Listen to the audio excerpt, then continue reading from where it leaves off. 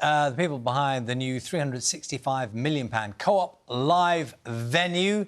It has a 23,000-person capacity, all indoors, of course, attracting already some huge names over the next few months. Our entertainment correspondent Colin Patterson is there this morning. And, Colin, we've been watching. It is very busy down there. It's obviously all constructed, but they're doing the last-minute preparations. Yeah, so the venue officially opens on Tuesday with the comedian Peter Kay, but tonight there is a test event. That is why you see look how many people are on the stage at the moment. It is like a convention going on there. This is the lighting they're trying to get up.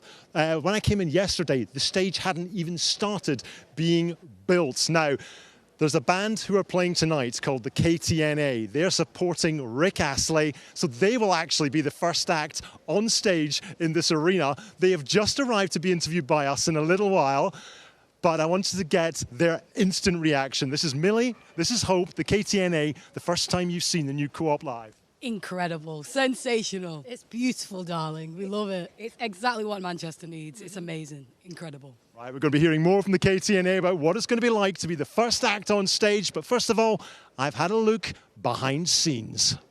Yes, Peter Kay gets it all underway officially next Tuesday. But as I say, there is this test event today. Rick Astley headlining, everything on the bill. But the act who are going to be first on this stage at Co-op Live, we have them here. We have Millie and Hope from the KTNA. And Millie, how does it feel to be the first act to get on this stage? I mentioned the Eagles, I mentioned Stevie Nicks. It's not them, it's the KTNA. You know what? I think it's just fitting, to be honest. I think it's just perfect. It's a dream come true. I think to be the first ever people to touch this stage is going to be something that I'll remember forever. How did you get chosen? We're not sure. Maybe it's because we're Mancunian, and we love that we've been chosen, because as Mancunians it makes us so proud to be able to be the first people ever to grace this stage. But we're not sure how we got chosen. I know it's. But thank you. Yeah, whoever it was, thank you so much. Yeah, thank you. This venue is the first time you've got to see it this morning as well. What struck me is it's the biggest indoor arena capacity, 23,500, but it feels kind of intimate. It actually does. Like, from here, the stage doesn't feel that far away, and we're pretty far back right now, but it really feels like it's got an intimate kind of vibe. And when the place is packed, oh, it'd be sensational. Oh, it'd be magical, honestly. It's an amazing venue.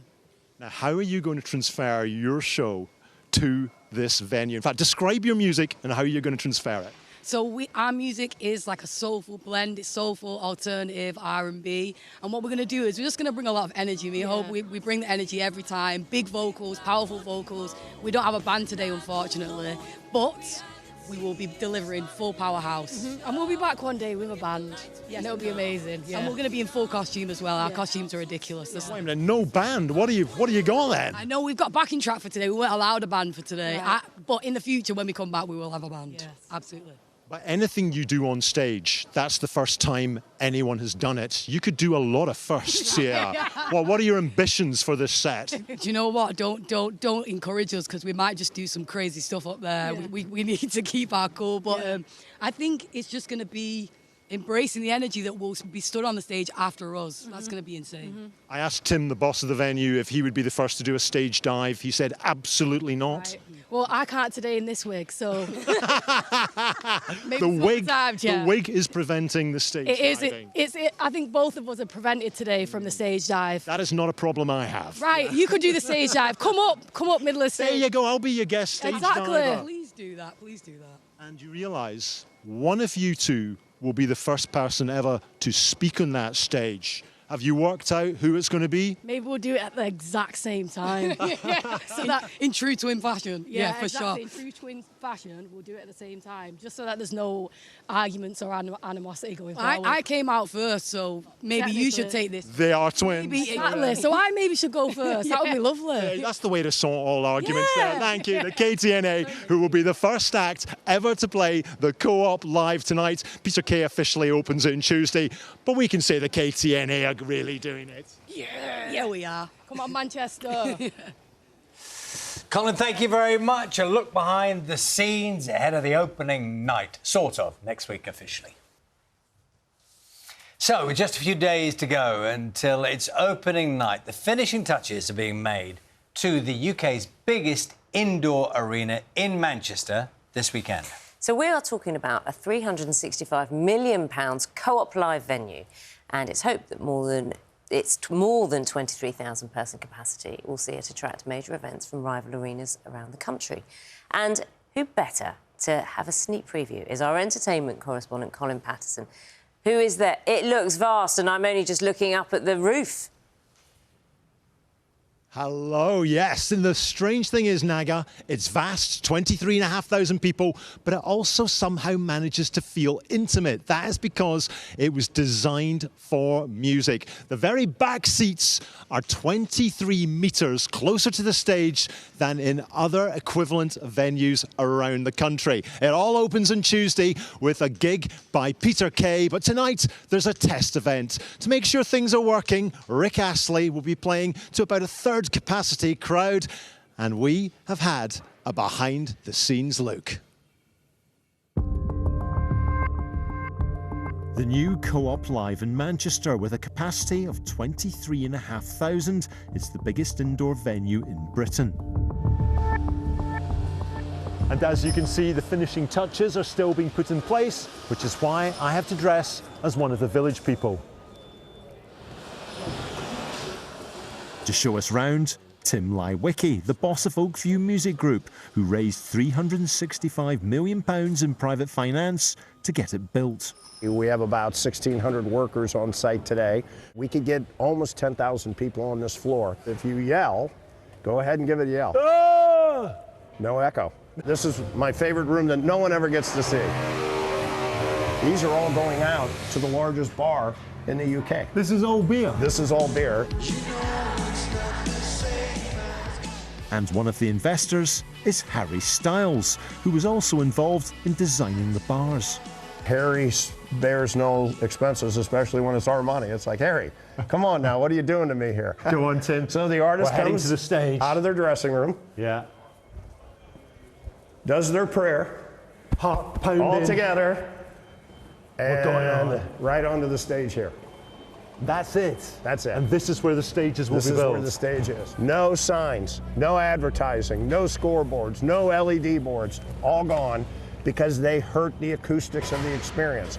This is about the artist, it's about music, and it's about their direct relationship with their fans being right on top of them. And this is where they will stand and go, "Hello, Manchester!" How about, "Hello, UK!" Just like the wide wing dove sings a song that sounds like she's singing. Acts booked to play in the next couple of months include Stevie Nicks, the Eagles for their final. So you don't have to worry about all the seating behind you. This new venue probably needs a bit of scuffing up, so we're looking forward to our fans coming and doing exactly that. I'd say we've graffitied most of the dressing rooms we've ever been in, yeah. The really good trick is, if it's got a high ceiling, is like form a human pyramid to get up there. Send Pete Turner scuttling up to the top with a barrow.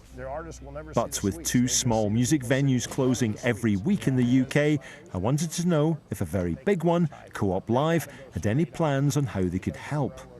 Do you worry about the future? Because that is where your next generation of headliners comes from. We're here to be a part of the community. I'm not here to take your ticket. I'm here to make this a better place to live and inspire you, and I'm here to bring a new enthusiasm and entrepreneurial spirit to what we do as a company here. That will include theaters and clubs once I get this beast open. Down the road at Retro, capacity 100, which puts on 200 gigs a year, they are a little apprehensive about the arrival of their new neighbour. If there was some support for the grassroots music sector, people who are prepared to pay over £100 for a live concert ticket, to add on a ticket level that supports the industry itself and creates the next Ed Sheerans, the next Adeles, I can't see any fairer way to operate than that. But Co-op Live is certainly not short of headliners at the moment. The Killers arrive for 4 nights in June, and this is far from the end. The next aim, a sister venue in West London, which could be even bigger. And you'll notice yesterday, when I was filming that, no stage. Now, completely built, all ready for Rick Astley. Delighted to say that Tim Leiweke has joined me again this morning. You're looking even more relaxed than you were yesterday. Nice to see the stage built. Very nice to see the stage built, sound in, everybody's ready to go. So good test event. To explain a little bit about Tim, he built the O2 Arena and he also was the man who signed David Beckham's contract when he signed for the LA Galaxy. And I believe you have got Beckham involved tonight. He did a little video recording for us, so he still stays in our life and a good friend. This arena, I was trying to say in the piece about how it feels intimate despite being so huge. As I look up here, the seats at the very back don't look that far away. How have you achieved this? Well, we've built 20 of these, so we're pretty good at trying to figure this out. 2, we had a fresh piece of dirt, so we were able to fly all of the stands out and make sure that we lap all of the different levels upon one another. So even though it's the largest arena in the UK and Europe, it's also acoustically the most perfect arena in the UK, and it's the tightest arena in the UK. And so from an engineering standpoint and a design standpoint, it's a marvel. It was funny hearing Guy Garvey from Elbow, who are playing the arena, saying it needs to be scuffed up a bit. It's just too brand new and pristine at the moment, and he wants to vandalise the dressing rooms. What do you make of that? Not much.